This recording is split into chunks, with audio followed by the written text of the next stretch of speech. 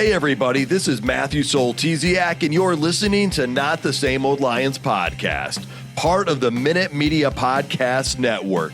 The Detroit Lions are now in a new, grittier era, and we look beyond just the kneecaps when it comes to the analysis. I speak with a variety of guests and interview key players, gaining more insight on what makes this team go. Welcome to another episode.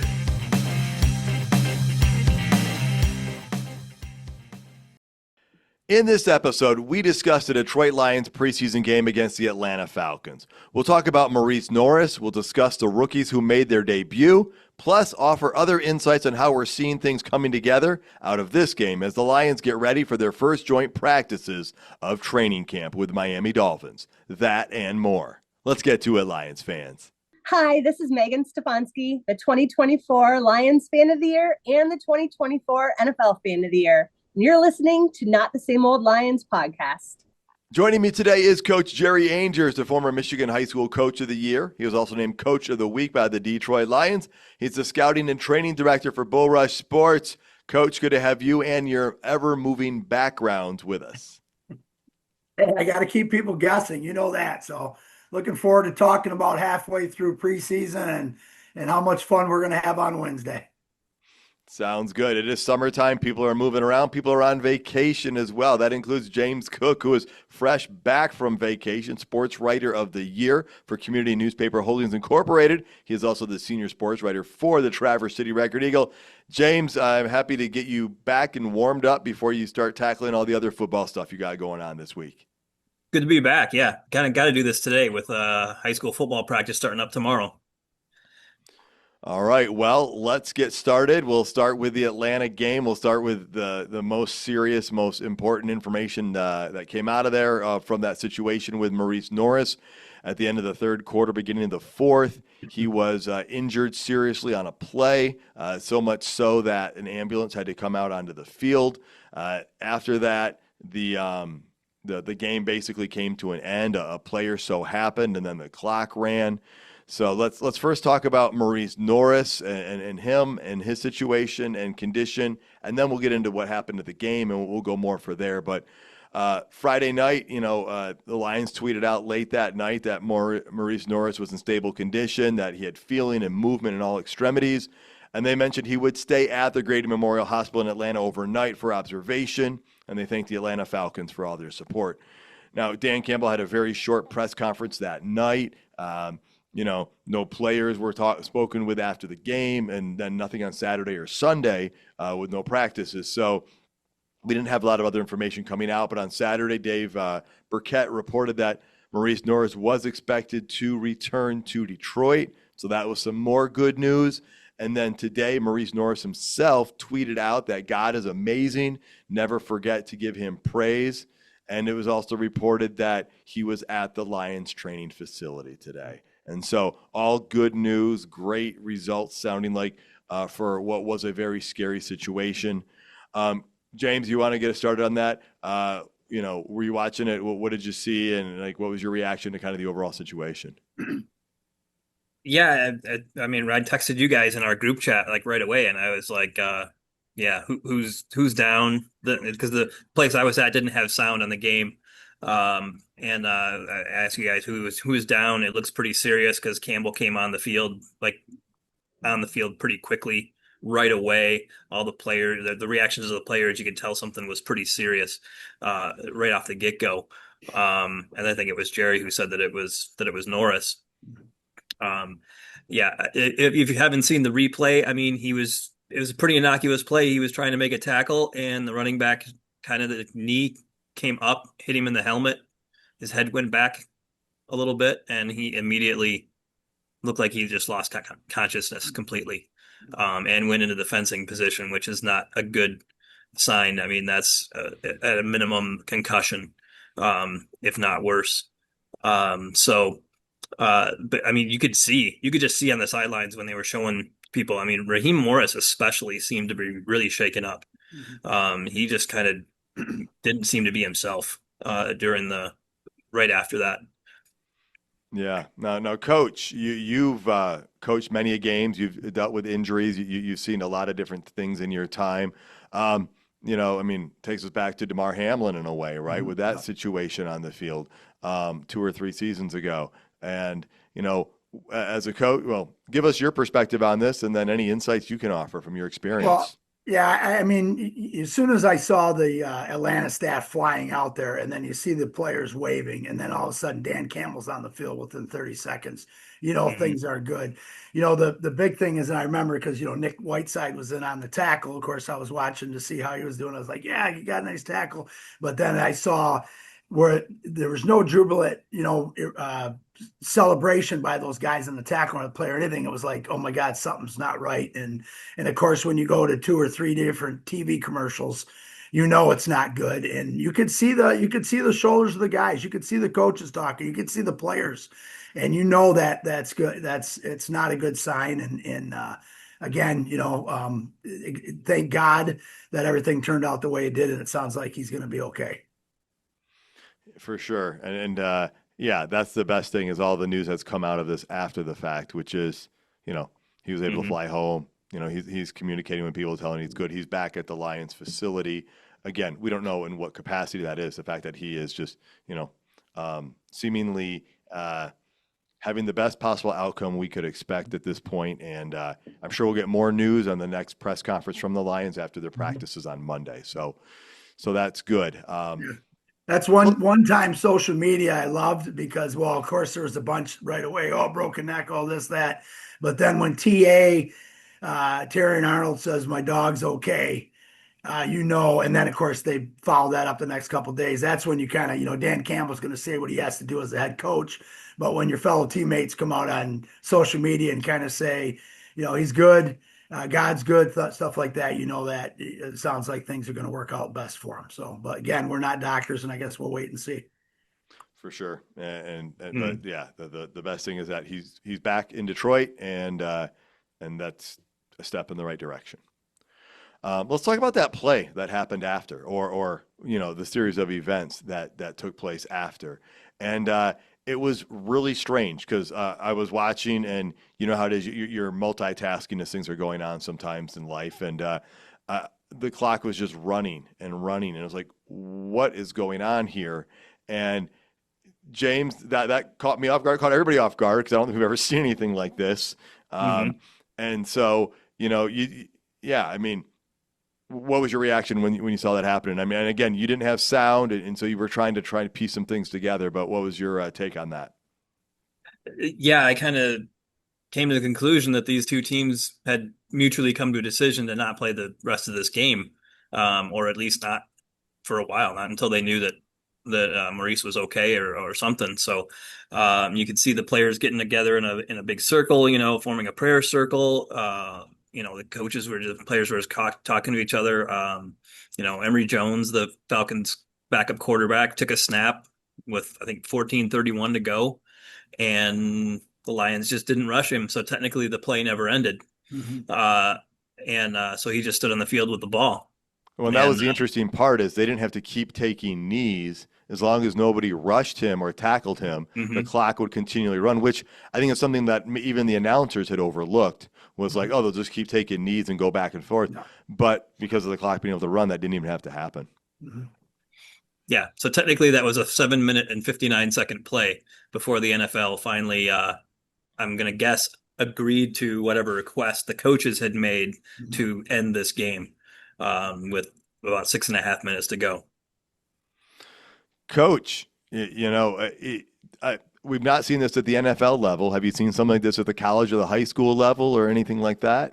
No, never. I mean, it's one of those things that, and again, it's a preseason game. From a coaching standpoint and from a player standpoint, the toughest thing you have to do is when somebody has a injury of that type, and you have to regroup the guys and tell them we have to finish or we have to play or, play for your buddy, or because it's in the back of your mind the whole time. I mean, I played in a game when a guy broke his tib and his fib right next to me, and it's the snap and the pop and the loudness. And it took, I was like, why are we still playing this football game after it was over with? So I just think they did a great job with how it ended up and showing that there are things that are more important in life at that time, and it wasn't a game situation. Yeah, and and in a little bit later in the show, we'll get to our plays of the game. And honestly, I think this was a play of the game of the decision by Dan Campbell and Raheem Morris to. I mean, it just shows the leadership and the understanding of the situation to say, "Hey, there's a gravity of a situation here. Let's make the right call." Yeah. And so I think that was pretty big. And yeah, James, anything you wanted to add on that play? Yeah, well, and Morris Norris or Maurice Norris is one of the more popular guys on the team too. It seems like even before this happens and the normal outpouring of the support you expect to see coming, he's just one of those guys on the team that seemingly everybody loved. And he was also one of those guys who, the social media things the Lions do, where they ask players this or that as they're going onto the practice field or whatever. He would jump in like every one of those. Yeah. And participate in every one of those. And the guys on the team just loved him. With Dan Jackson going on IR, his chances of making the 53 went up, I think, so he was fighting for a spot on the roster. And he still is. You don't know what's going to happen, and maybe it's a different situation where if he's not fighting for a roster spot this year, maybe he's involved in a different type of position or situation so that he does stay involved due to these extenuating circumstances. Yeah, I would think that if this is a season-ending type of injury for him or something, they have to put him on IR, that they'll keep him involved with the team in some capacity. That seems like something that the Detroit Lions would do for sure.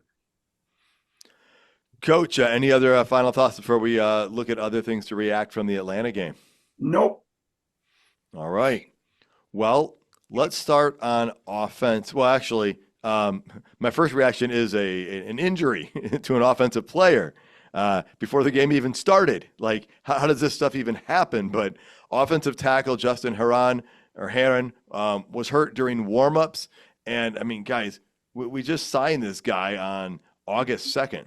So that wasn't good. That also meant it was going to hurt the offensive line as well. And we'll get more to all that later. But let's jump over to defense. All right. Let's start with Tyleik Williams on defense. That's our first look at him, Coach. What did you see about Tyleik? What's your, limited reps, limited snaps, but he's on the field. He eats the he eats the offensive lineup. He's a gap plugger is what we're hoping for. He created double teams. He's got a pretty good motor. And they moved him around. I don't know if you guys noticed that, but I think he played 2, maybe 3 different defensive positions. I saw him on the outside in their 3 front. So, which gave them the opportunity. Of course, you want to talk about, Stewart, Grant, and Cunningham, and 2 of the best hits were early, and that's from him creating double teams. So, definitely a bonus for us. A big guy. I was talking to Coach Bish, a good buddy of mine that coached for over 30 years in Bay City, and we were both talking about him and about how he's gonna create problems on the defensive line and create problems for the offensive line by eating up gaps, and eventually he'll be able to use that athleticism to get to the quarterback. So very, very positive thing to see him play and know what we got. Yeah, I think it was good to get him out there, get some snaps. I don't know that we'll see him again in the preseason. And we'll get into part of that with the joint practices. I think it's part of that reason, but have him out there in a real game situation so that he got the feel of the next level. James, your thoughts on Tyleik Williams? He looked incredibly spry for somebody as big as he is. He moved very, very well with him and Malim in the middle for the foreseeable future for the Detroit Lions. Wow. That is going to be some kind of duo in the middle there. Both just massive human beings who move incredibly well for how big they are. I was pretty impressed by the limited snaps that we saw him play. He just looked good and like somebody who's going to step right in and be a contributor right away. Yeah, I think that's the key thing right there is a contributor right away, and that's going to help with him and DJ Reader in there while Liam's working his way back. Again, we knew we were going to count on him from the beginning. It makes it feel like, you've got some confidence going in with that. And so that was great to get that look. On defense, Grant Stewart and Mr. Cunningham. Those guys looked pretty darn good. Stewart's looking like an amazing get by Holmes here. James, what were you seeing about these guys? Stewart kind of fits exactly what the scouting report we read on him. He is a guy who just plays with reckless abandon. He is going to be running downhill on plays, and very good on special teams as well. So, I mean, he seems like pretty much Rodrigo part two. So, and I think the fans are going to love the hair. He's going to be popular. Yeah, and Coach, I mean, in addition to maybe loving the hair, I don't know, but loving the attitude and the motor this man has, I mean, he's got to be one of those guys that makes your short list for players you really like on this squad. Oh, for sure. I was talking to Trevor's dad at my son's wedding, and Nowoski's dad, and he that's all he talked about that's all Trevor talks about is this guy is 100 miles an hour. And I go back to last week's game on that blitz when he got the sack, the dude got cut. I mean, he was on a full tilt. I think he's got one gear and is fast, and he got cut and kind of just landed on the ground and jumped up and ran the quarterback down. Like it doesn't matter what you do to him. And we saw him on returning kicks too. I mean, yeah, he's gonna be one of those guys that when he does get his chance and every opportunity he gets, he's gonna capitalize on it, and he's gonna get on that highlight board and things that we're gonna talk about. Like, did you see that hit he had? Because I think that's the type of player he is. So he might end up in my top 5 somewhere. All right, and then Zach Cunningham, another linebacker. This linebacking room is looking deep, guys. And Zach Cunningham, along with Trevor Nowoski and Grant Stewart, those guys are going to provide some amazing depth and playing time, along with Campbell, Anzalone, and Barnes. Anything you saw out of Cunningham you want to talk about, Coach? Just the same. I mean, the sidelines. He's the sideline guy. He's a quick reader. I love his, when he sees it, he goes, same thing with Stewart. They're both that same type of guy that, hey, my key says this is it. I'm going to go fill, and hopefully it's there. He's not thinking on the run. He's just going, and he's thinking about how hard he's going to hit the guy when he gets to him. So again, great addition. Guys that if something does happen throughout the season with guys getting hurt, we know these guys are going to be able to step in and not replace the guy, but at least make plays for the guy. Sounds good. And that front 7 there actually did great job. The run defense was pretty amazing in this game, James. What were your takeaways? I mean, that's got to make you feel good right there because, again, it's preseason. A number of our guys are not starters. A lot of the guys on their team are not starters. But just knowing you're not, you're doing decent, you're doing well at the run defense, which is what the Lions got to be a number 1 priority in camp for no matter who's playing. Yeah, and we know that they want that to be the priority of the defense is take the run away first. And they were pretty successful in doing that this week. So that's always a good thing. It'll be interesting to see what their base defense ends up being, whether it's 2 linebackers or 3, and how many of these linebackers they keep, because the linebacker room is, like you said, it's looking pretty deep. I mean, at least 6 deep now, not counting, I think, Rodrigo, who's going to start the season on the PUP list. So yeah, linebacker could be another one of the strengths of this defense. We talked about DBs, I think 2 weeks ago, maybe being a strength of this defense, but I mean, there's no weakness really at the linebacker position right now. No, and again, up front, I mean, Nate Lynn had a nice sack in this game, and Hassanin was right in the area too on that. And so, I mean, again, you're getting some pass rush from the guys on the outside there, and so the progress of these guys is also encouraging, James. Yeah, especially Nate Lynn. I mean, I kind of consider him a small end rather than a linebacker, but I think that he's one of those guys who is, playing his way into the team. But we'll talk about him a little bit later. All right. Well, anything else you want to talk about on that defensive line before we move to the secondary? Well, Broderick Martin in his appearance he looked good. He had some plays where he really moved his guy, and opened it up for some other plays. I think Hassanin finished off one of them. I think for a sack even, where Broderick Martin just completely wiped his guy out of the play and allowed Hassanin to come from the backside and make a play. So I think maybe we're going to see a Broderick Martin that's going to be part of this rotation and be a solid contributor this year. I think they definitely have to hope so. Hope that they didn't miss on a third round pick a couple years ago.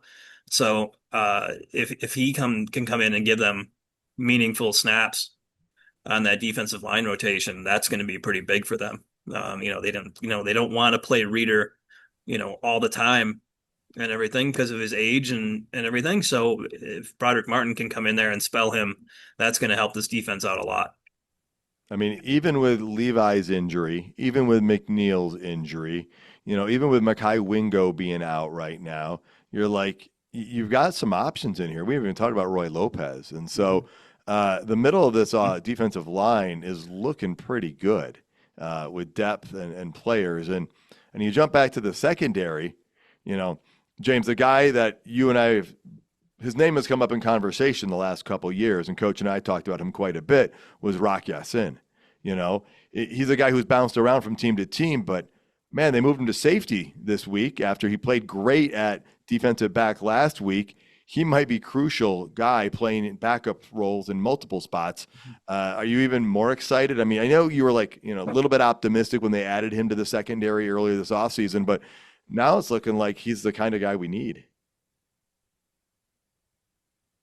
Oh yeah. I mean, he looked natural at safety, you guys, right? He comes down, he fills the box. I mean, he filled the box last week at corner, like you said, or, made those two big outside tackle plays. So, and again, here's the thing about him is he's a veteran, he's been around, he knows the game. So what a great addition, which also takes it. He can probably maybe come in and play some of that nickel slot too. I got to believe I think he's going to be our Swiss Army knife, guys. I know we talked about Maddox earlier, but I think Rock is they're going to use him in some critical situations.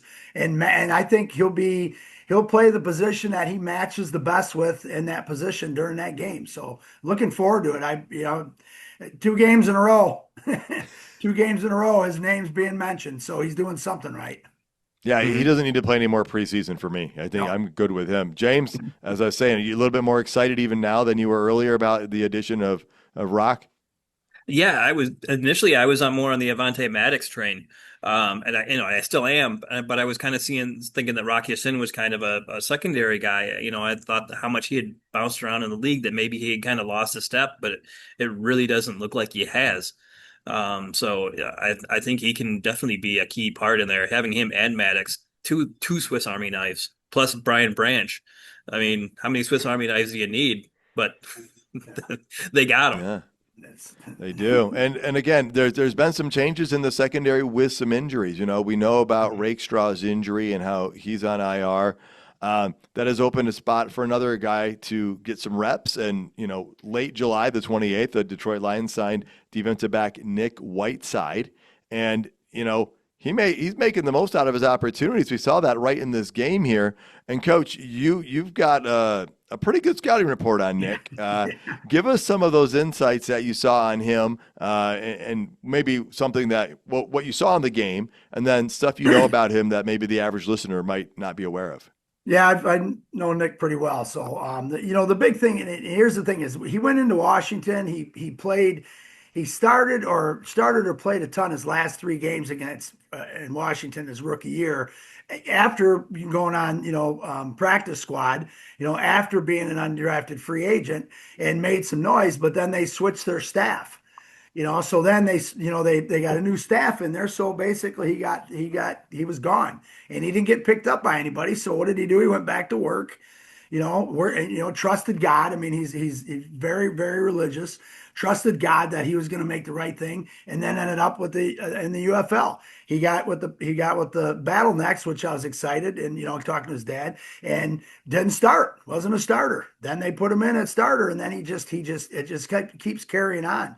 And even after the UFL thing was done, I talked to his dad a few times, and my son and Nick are really good friends, and talked to him a few times, and he was just going to the gym. He's just working, waiting for his time. And I watched that on the Saginaw Valley field. He's got a chip on his shoulder because he wasn't the best football player coming out of his high school his senior year. Well, I think that was wrong. And so he's always got that about, he never has been that one where everybody said, oh, this kid, this kid, this kid. He's always had to work for it. And I think that's the chip on his shoulder, and he's going to prove everybody wrong. And I'm so happy for him because, again, he every time he gets an opportunity, he seizes it. And he did that at Saginaw, he did that for Washington, he did that in the UFL. Now he's doing it with the Lions, and hopefully he hangs on with it. If not, hopefully he's on their practice squad, and we know we got a guy that can come out and play ball. Well, that's exactly it too. Even if it's not the initial 53-man roster, we know those 17 players on the practice squad play a crucial spot as well.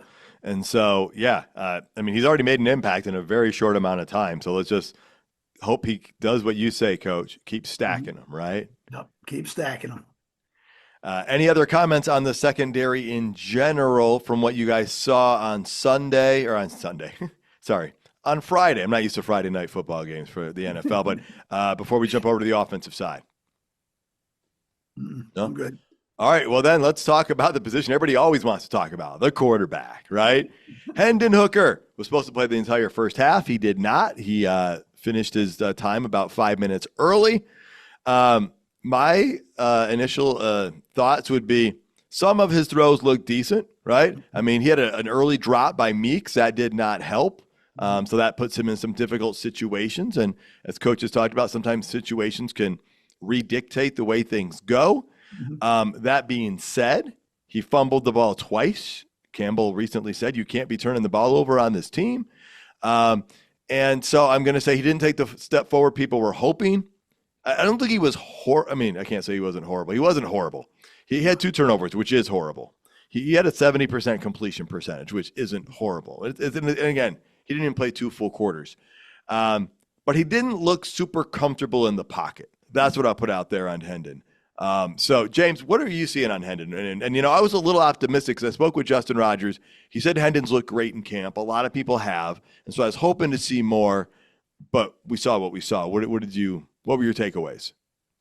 Yeah, I mean, he did have some really nice throws. He had a couple of drops by his receivers, young receivers that were out there because they are not playing any of the veterans. And they had one play where he threw the ball to Taslaw, like just as he slipped coming out of a cut, so that was another incompletion. But overall, I thought it was pretty good. I mean, he was decisive. He did have kind of happy feet, and looked a little bit rushed in the pocket sometimes. I don't know whether that was because he was playing with a backup offensive line and one that they had to retool immediately before the game, right? Yeah. Because of Heron's injury.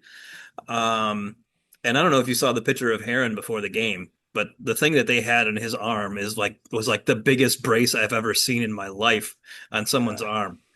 I saw so that. I'm not sure what he did and in warm-ups. So, it could be those things. It could just be that, he hasn't developed as much as they thought. I don't, I think that the not playing the last 5 minutes is definitely because of the 2 turnovers. Mm-hmm. And if you have 2 turnovers in the first half of a game, that's what people are going to remember. They're not going to remember the 70% completion percentage, and they're not going to remember a couple of drops. They're going to remember 2 times that you dropped the ball on the ground. Yeah, for sure. Coach, where are you at on Hendon Hooker's development or what you saw? I guess both that and what you saw on Friday. Again, it was better than the first week. So that's the thing is that, we want to make sure we improve. The 2 turnovers hurt him. I think the other thing too, the one run where he ran and instead of sliding, he tried to take some guys on and get out of bounds. I'm sure Campbell and them have instructed him about those things. So, again, a couple drops. Here's the thing is, who said that he was doing well in practice? Justin Rogers and multiple beat reporters, but yeah, Justin did. Well, and here's the thing is, who's he throwing to in practice?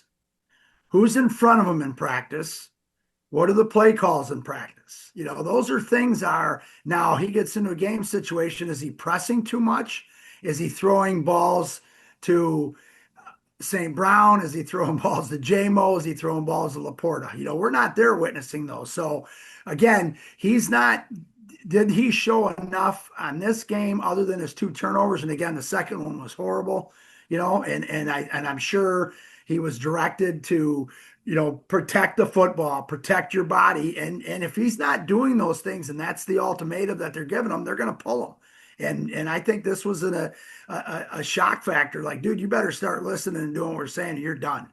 And so I think he's better than he was last week. I can't wait to see him in practice on Wednesday to see which offense he's running with and who he's throwing to and things like those, because that makes a big difference. And if he can make those throws with the dogs, the men, the first teamers, the all pro guys, then these 2 games mean not a whole lot. So decision making he's probably got some work to do on a decision, but he got better from last week. Let's ride it to week 3. Yeah, and I think a lot of people would say he probably has more of the physical gifts than Kyle Allen does, or the natural abilities. Mm-hmm. But we Kyle Allen has a little more experience, and Kyle Allen had a much better game than week 1. I mean, solid on that first drive, that great deep pass to Meeks. He just looked comfortable in the pocket. That touchdown pass to Tesla. I mean, and so also I want to, give some credit to Meeks there for rebounding after that early drop and coming back and making some nice catches and whatnot. And the one, that referee, like, he does not know how to track a ball and to stay out of the way, because he kept running towards where he shouldn't be going. But yeah, so Kyle Allen on the opposite end had a much better game here. James, any thoughts on Kyle Allen and where the competition is? He looked solid. He looked like, kind of what you want for a backup quarterback. Mm-hmm. Holmes' MO in the past has been, we're not going to pay big money for a backup quarterback. That's not where we're going to invest.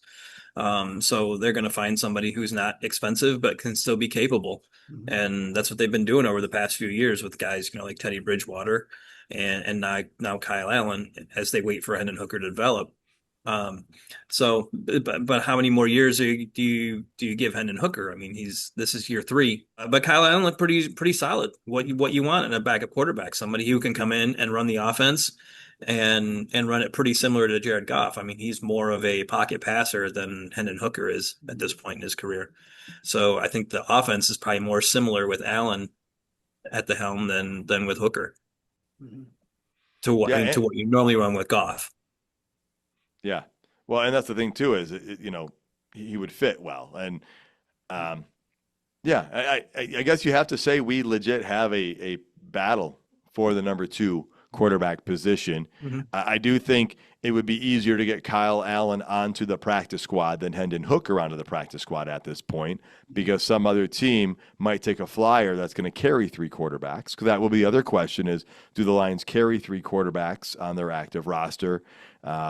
If they want Kyle Allen to be their number 2 initially, and they want to keep Hendon, they're probably going to have to do that, because I do think somebody would take a flyer on him as that number 3 guy.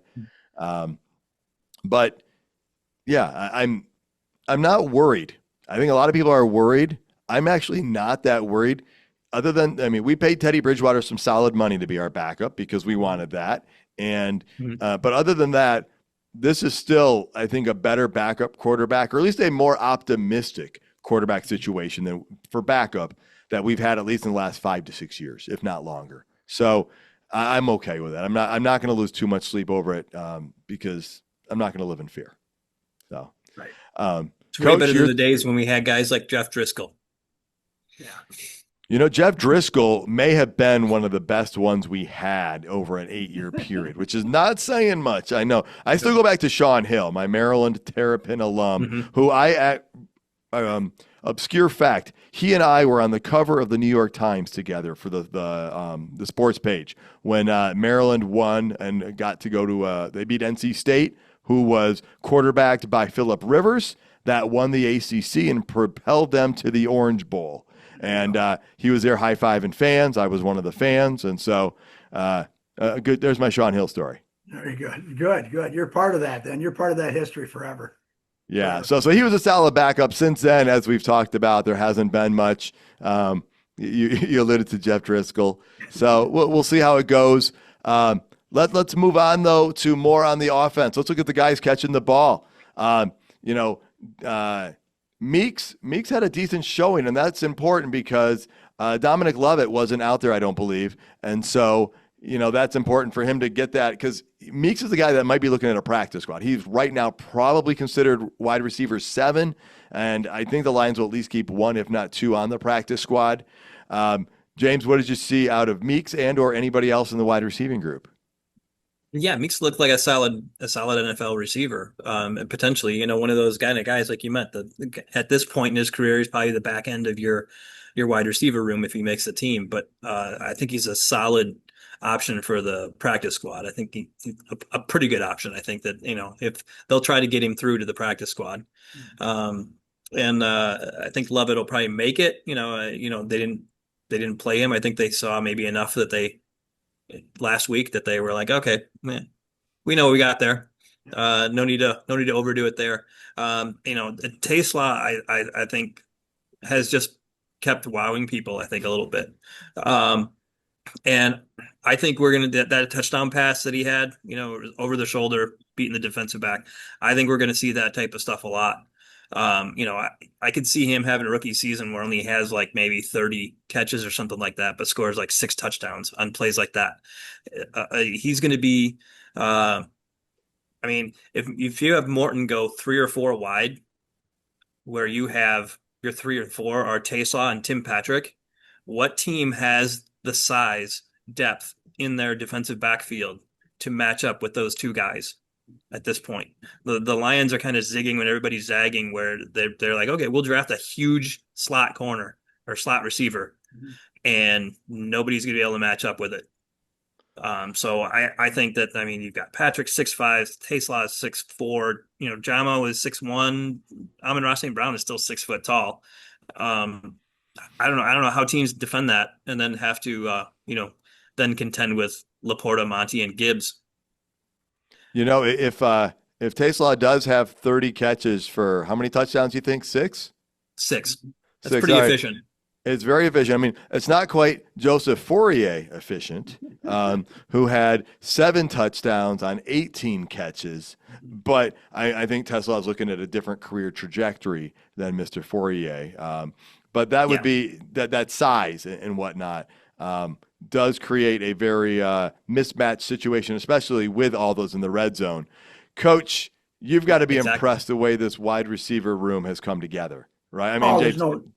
There's no doubt. And again, last week Tesla didn't get the fade route. This week he did. He got off the defender, and he talked about that. He talked about it, and you can just see, you're going back to what James said, with all that height, a guy that can track the ball and as well as go up and get the ball when he needs to. And Allen put it where it's supposed to be, and he went and got it. So, and I like Meeks. I think again we got some good speed guys, some guys that come in and give those guys a rest, and it's going to continue to get better. And, we still got, TP is still a good receiver, and he's still going to be a huge part of our game. And we're just adding all these little icings on top of the cake, or the cherry on top of the cake, whatever you want to call it, with these extra guys. So it's definitely coming together, and we can, continue to see, and it sounds like Tesla's working on his blocking scheme in practice. So again, those are just things that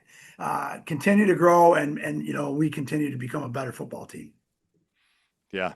Well, and again, how big of an awesome feeling is it that we've taken something that literally 12 months ago was a concern, and now it's a strength, right?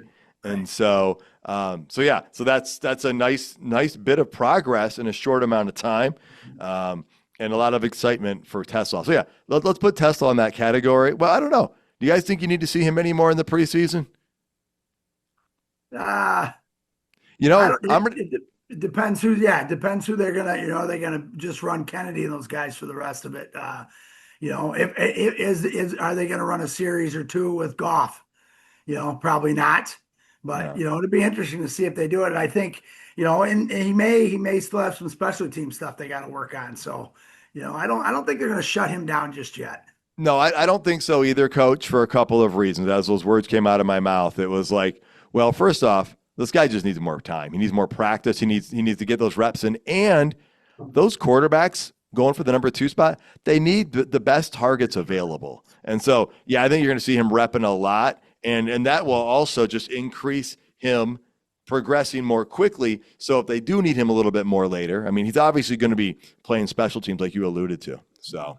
Mhm. All right. Can we get Craig Reynolds out of the game? And there's a guy that doesn't need to play another rep, right, Coach?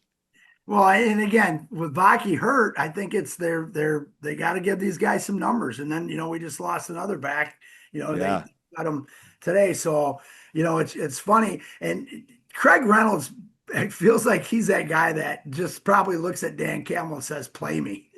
probably I don't does. want to sit out. I want to play. And I would just as soon have him sit for the next 2 preseason games and cheer. But I guess if they can find that guy that can fill him. Now, Vaki comes back, I think it's going to be he's going to get the majority of the carries. So hopefully that happens. Yeah, yeah. And again, Craig Reynolds has become so much more of a valuable number 3 running back than I think you would have thought watching Hard Knocks 3 years ago, right? It was like, wow, his ascension is great.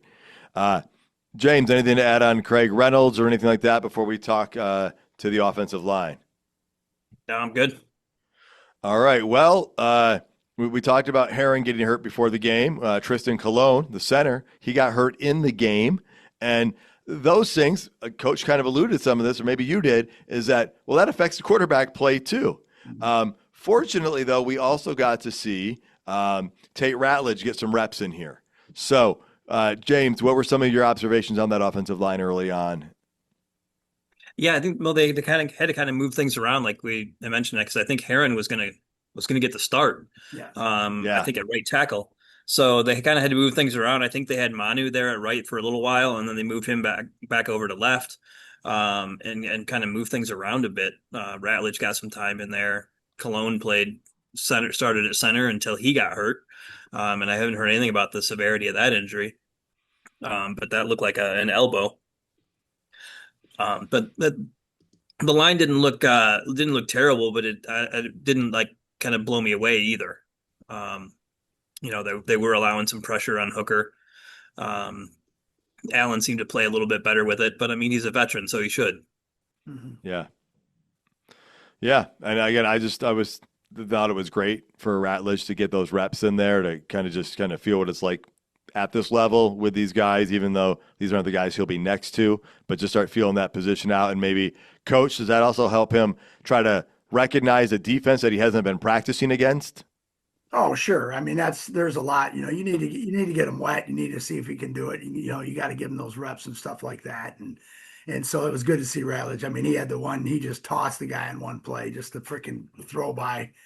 Where he's a dog. You can see he's a nasty guy. I'm going to bring up Cole a little bit because I went back, as I told you, I wasn't going to watch the All in 22, and I ended up going back and going over the first preseason game because I got internet service where I was at, and so I spent a couple hours doing that. But I was because Kingsley, I didn't think played really well in the first, and I was watching him, and then Colin came in, and in the back of my mind, I'm saying Colin's going to start the second preseason game because he looked way better. So, and he did, and he ended up starting. Now he got hurt early, but my point is that first preseason game, the Lions saw enough of him to move him into that second spot, over Kingsley, and then and he's got some games under his belt in the league. So hopefully that injury's not bad. And again, but I don't think the O line. I know Menu was graded extremely low by PFF, and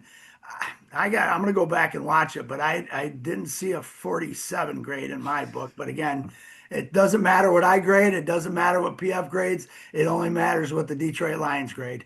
And so we'll see what big coach really talks about on him. So, but I was pleased with the O line. I thought they did a lot of good stuff.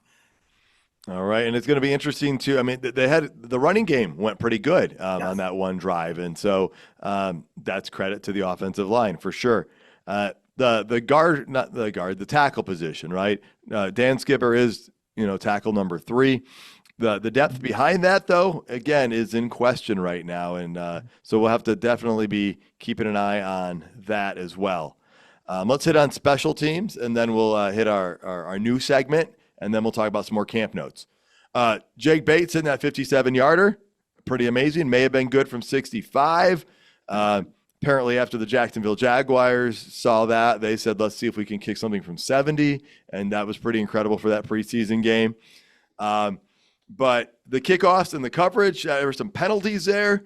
So I don't know what's happening with that. I don't think Dan Campbell was too happy with that. Craig Reynolds was still on the kick return group there. I liked Grant Stewart last week. I don't know what body type the Lions are really going to settle on or what they're looking for. I think they're looking for a combination of speed and size. But, James, initially, what are some of your thoughts on special teams? Yeah, the penalties were not good. But a lot of those penalties were guys who were by guys who aren't locks to make the team. Boodle, Duron Gilbert, Ian Kennelly, who I think maybe is a guy that's in the mix there. But Gilbert, I think, had one that was declined.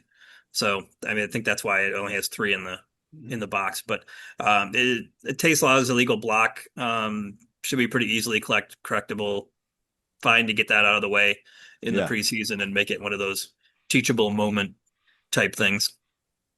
Yeah. I'm gonna weak. It was a weak call. I'm just saying it was a weak call. He turned his body and got around to. Yeah, I don't know why they called it, but anyways, kind of like the offensive pass interference call on Tesla. Yes. That was pretty weak too. I mean, he put his hands up, which again, he didn't actually make contact though. Right. So I'm not really sure. Yeah. So referees are working out the kinks too. Yes, they are. All right. Play of the game. Coach, what's your play of the game? Do you have one? I kind of listed 2. I got Williams eating up all the double teams. That's the play of the game. But you have already mentioned it earlier, and I wanted to mention it. The play of the game was the 2 teams deciding not to finish out a game after a massive injury that could have gotten other guys hurt. It was granted it was only a preseason game, but for both coaches to come together and realize that livelihood of individuals and mental health of individuals is more important than finishing a preseason game. And on top of that, I'm going to go back to him again. We already talked about Nick Whiteside leading the prayer with both teams. That's the play of the game in my book, you guys. And I that's why we love this team and love these guys, because that's what this is all about. Hear, hear. James?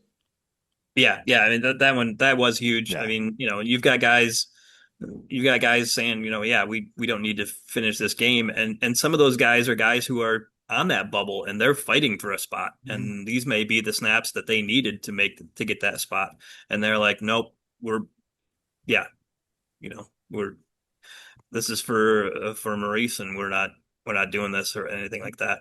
As far as actual play, I would say the Meeks catch. I really enjoyed that one with the referee being the best defensive back on that play. He almost had pretty decent coverage, but kind of lost where the ball was. Yeah, he obviously did, because he kept running towards the ball, like where the ball was going to land. I'm like, you're running the wrong way. Again, I agree with you guys on the call of the game of being Campbell and Raheem Morris. Definitely the right thing, and definitely showed leadership, and I echo everything Coach and you said on that. The Meeks catch, that was incredible, James, and I guess that referee is lucky that it was Meeks running and it wasn't CeeDee Lamb running on the sideline, because did you see that one? The referee was running down the sideline and CeeDee Lamb got in the way celebrating something and wasn't looking, and the ref collided with CeeDee Lamb on the sideline. Well, the ref's just lucky it didn't doink off his head like Kindle Vildor. Oh, you had to. Oh. James, it might not seem like it, but I'm going to say too soon.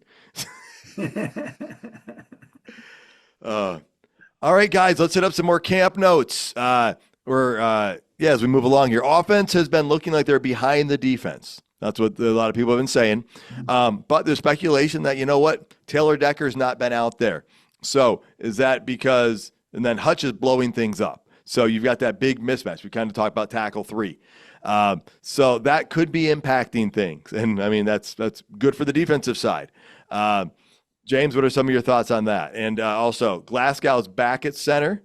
Tate is back at right guard. That's kind of gone back and forth early, but it's like they settled on that. And again, if you listen to the original thing we talked about when things came out, that was the original discussion when he retired. And it looks like that they might want Ratledge there for the long term, but they might want Graham there for this season. So what are some of your thoughts on the offensive line there? Yeah, it does seem like a natural thing. I mean, Glasgow's got that experience. He's worked with Goff before, filled in at center with Goff at quarterback. So there's some familiarity there.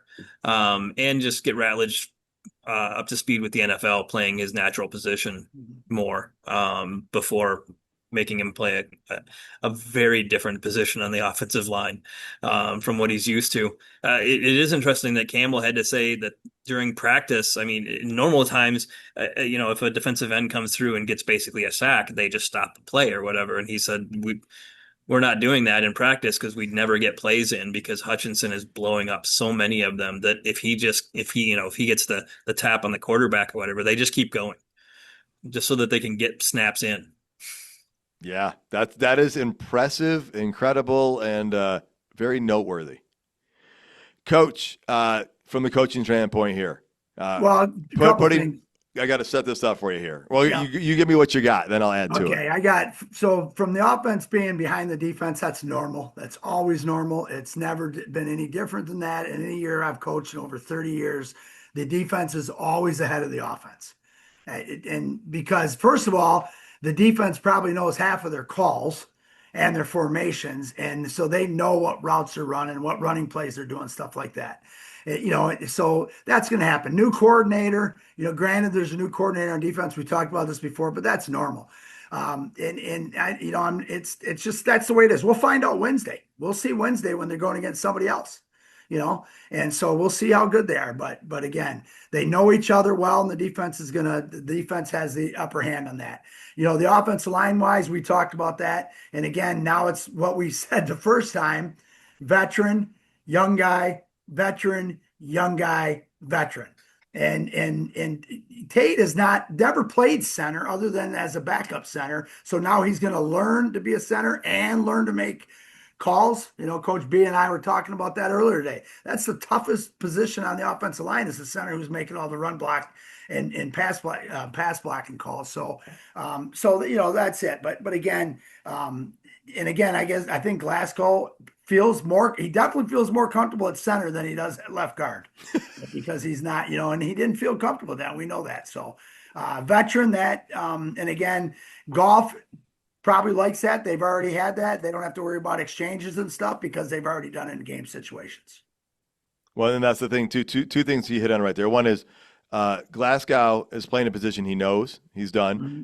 Ratledge could be the long-term solution to this, but for the success this year, it's going to probably it increases their chances of success, I think, by putting Ratledge at a position he already knows and getting him to excel at the next level.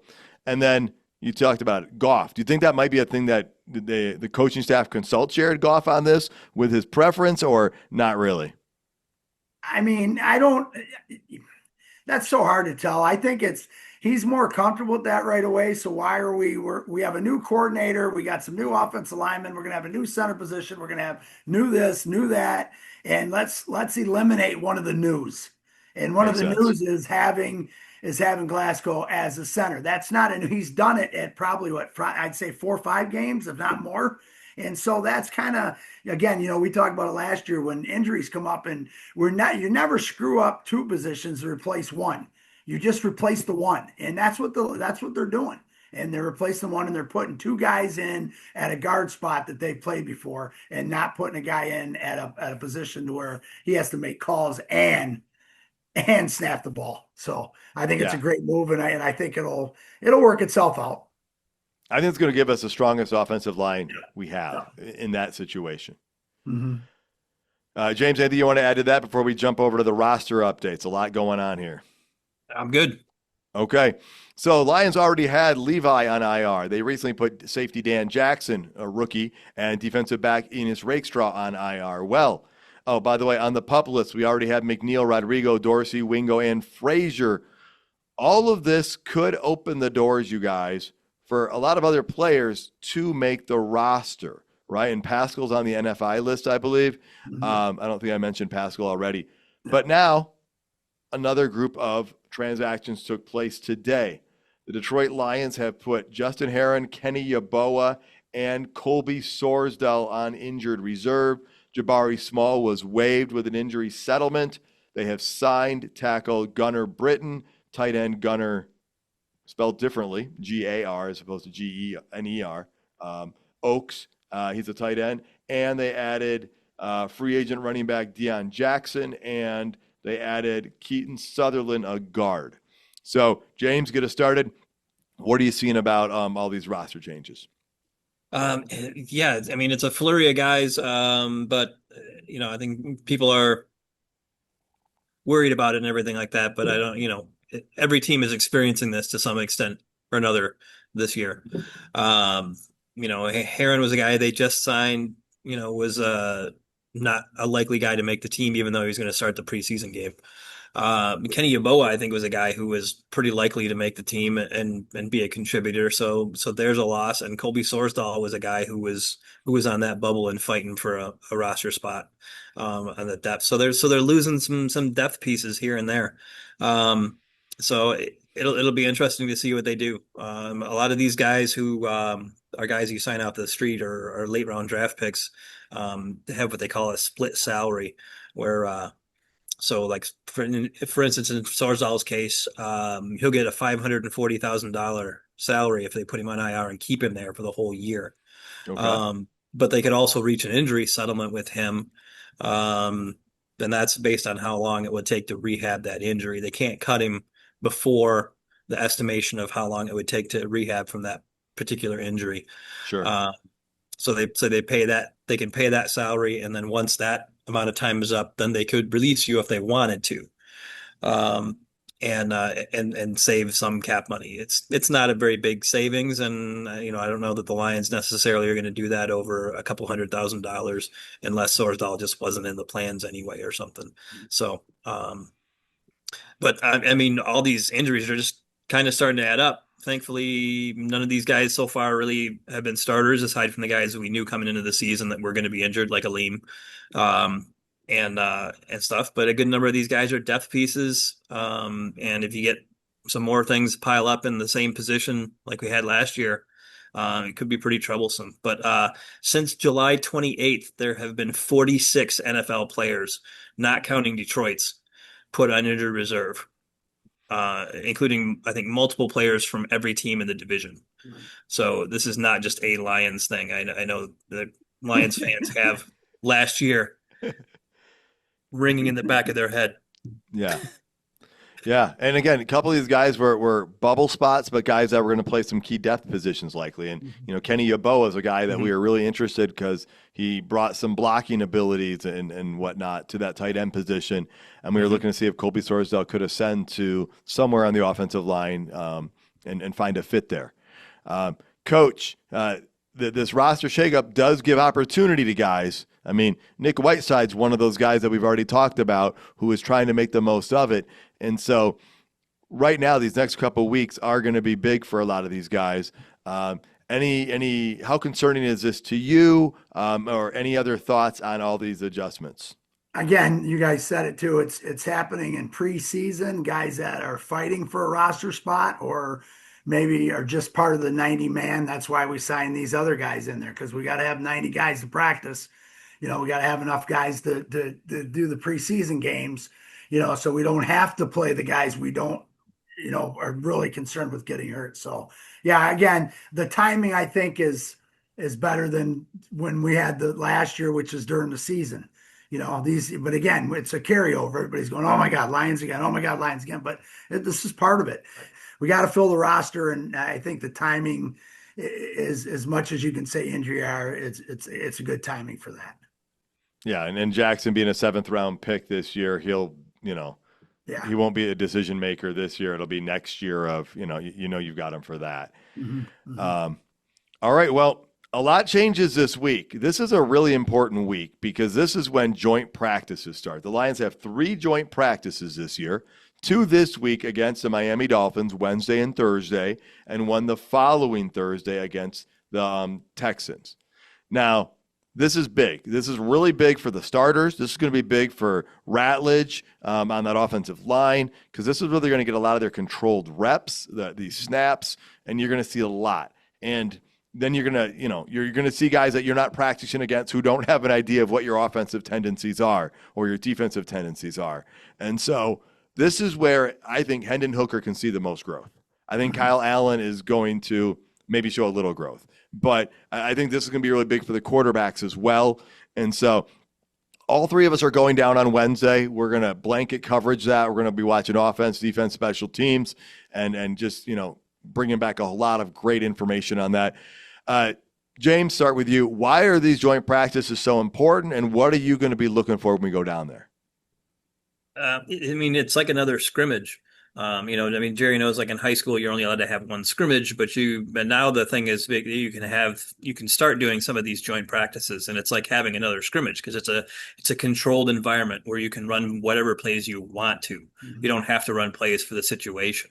So we can work on what you want to work on. You can work on specific things with players that you want them to work on, and you can see them going head to head with other NFL starting caliber players rather than in a preseason game where, people point out, guy's going to be bagging groceries next week, type of thing. So it's a little bit more of a proving ground, I think, than a preseason game.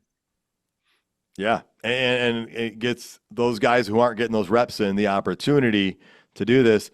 Coach, talk about the joint practice. Again, I think you're going to see a lot more growth from some of these players in the next 2 weeks than we've had in the last 3 to 4 weeks because they've also ramped up to a spot where they're not starting from, the lower area. They're already up, but then now they've got even more opportunities in practice to get fresh looks on things and show their skills.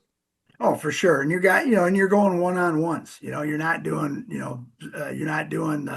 second and third guys trying to make the squad. You're going to see St. Brown, you're going to see J-Mo, you're going to see Goff, you're going to see those.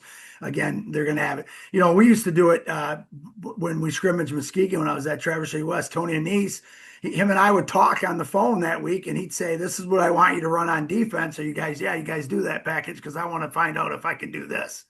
I don't know if the NFL guys do that, but this is the front we want to look. Can you run this front on this formation? And yeah, we run that front and things like that. So, but again, it's controlled, knock on wood. It's you're going against not that guy that you're in the locker room with every day, not that guy you're at dinner with every day, and plus our offensive line is excited because now they don't have to go against Hutch all day.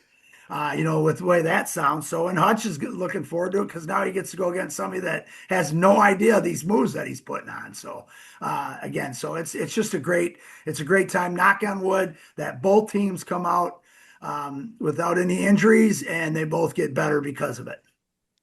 For sure. Yeah. Again, this is exciting. I'm glad we get to go back to it because the Lions did not host one last year. It was only on the road in New York. We were there 2 years ago, and that was great.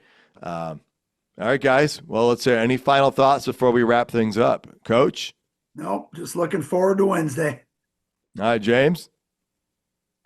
Ditto. Yeah, I'm really looking forward to seeing this, seeing the practice, just seeing these guys in pads go full bore, and looking a little bit at what these new coordinators are going to do. So what some of the base packages are going to be. I don't know that they're going to show their full hand, obviously, or anything, but you can maybe take a little bit from things here and there. All right, folks, and expect a full report from the 3 of us after that joint practice. Thank you for tuning in, folks. Please tell your friends and family about the show. Find us on all social media No, not all social media platforms, mostly just Twitter and Instagram. But you can find us on all major streaming platforms, including YouTube. You can check out more episodes and content at notthesameoldlions.com. And until next time, stay gritty, my friends.